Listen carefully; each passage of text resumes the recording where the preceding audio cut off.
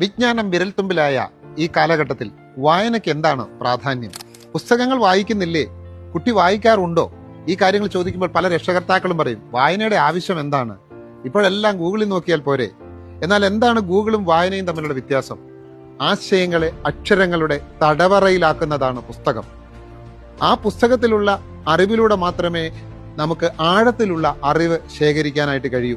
നമുക്ക് ആരോട് വേണമെങ്കിലും സംസാരിക്കണമെങ്കിൽ ആ പുസ്തകം ഒന്ന് വായിച്ചാൽ മതി. APJ അബ്ദുൽ കലാമിനോട് സംസാരിക്കണമോ, അദ്ദേഹത്തിന്റെ കാഴ്ചപ്പാട് മനസ്സിലാക്കണമോ, അദ്ദേഹം എഴുതിയ പുസ്തകം ഒന്ന് വായിക്കുക. കാലങ്ങൾക്ക് മുമ്പ്, നൂറ്റാണ്ടുകൾക്ക് മുമ്പ് ജീവിച്ചു മരിച്ചവരാണെങ്കിലും ആശയങ്ങളെ മനസ്സിലാക്കണമെങ്കിൽ അവരുടെ ഒരു പുസ്തകം എടുത്ത് വായിച്ചാൽ മാത്രം മതി.